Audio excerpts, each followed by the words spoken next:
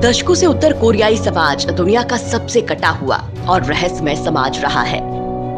सच्चाई यह है कि उत्तर कोरिया पर अमेरिका समेत बाकी दुनिया की किसी भी धमकी का असर नहीं हुआ है। सवाल सामने आता है कि वो कौन से कारण हैं जिनकी वजह से मात्र 2.5 करोड़ आबादी वाला ये देश अमेरिका का सबसे बड़ा दुश्मन है, क्योंकि वो अमेरिका को साफ करने पर तुला रहता है। दरअसल इन सवालों का जवाब हमें दूसरे विश्व युद्ध के समय में मिलेगा।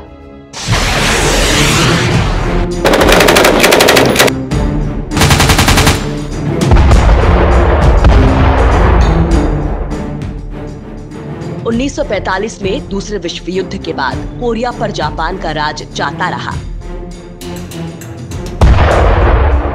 जो वो उस पर 1910 से लेकर अब तक शासन करता आ रहा था। जब विश्व युद्ध समाप्त हुआ तो रूस और अमेरिका के बीच संधि हो गई, जिसके तहत कोरिया को 2 भागों में बांट दिया गया। उत्तर वाला हिस्सा रूस और दक्षिण वाला अमेरिका के हिस्से में आया। कोरियाई नेताओं से इन देशों ने वादा किया था कि 5 साल के बाद वे देश को उनके हवाले कर देंगे, लेकिन जनता इस व्यवस्था के खिलाफ थी।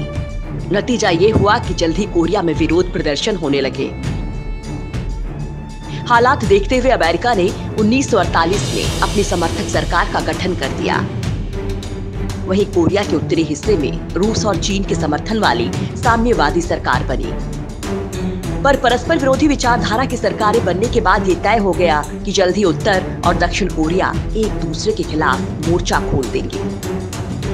यहाँ पर उत्तर कोरिया ने पहले ही ये धमकी दे दी थी कि वो दक्षिण कोरियाई सरकार को गैर कानूनी मानता है। 1949 आते आते चीन ने उत्तर कोरिया को वहाँ टैंक सहित भारी हथियार भेज दिए। तब यहाँ किम इल सुंग का शासन था, जो वर्तमान किम जोंग उन के दादा थे।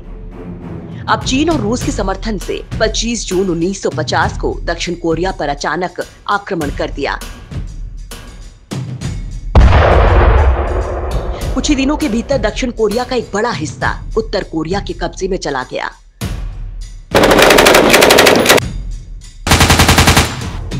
इसी बीच कुछ ही दिनों की लड़ाई में दक्षिण कोरिया हार के कगार पर पहुंच गया था।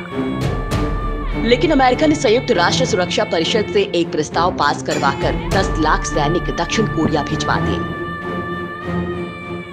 नवंबर 1950 में चीन और अमेरिका की सेना आमने सामने थी। पहली बार इस युद्ध में अमेरिकी सेना को पीछे हटना पड़ा।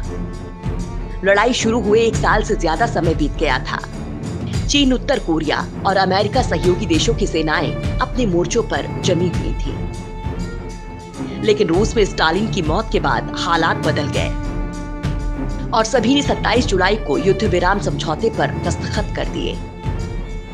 समय बदल रहा था। 1970 आते आते उत्तर कोरिया को रूस और चीन की मदद मिलना बंद हो गई।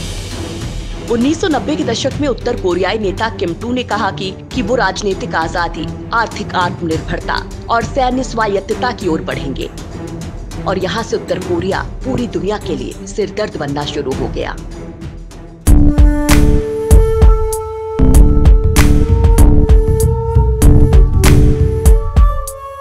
2002 आते आते अमेरिका सहित दुनिया के कई बड़े देशों ने बुराइयों की धुरी वाला देश करार दिया।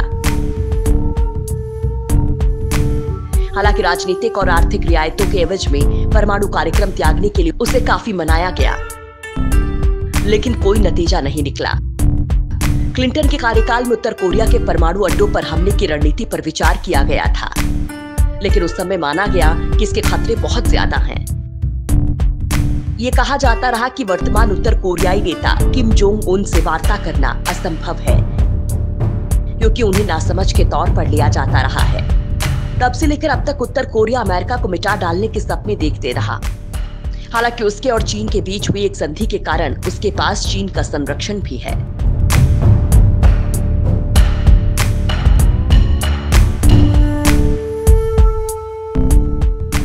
टीम इंडिलिंग्स।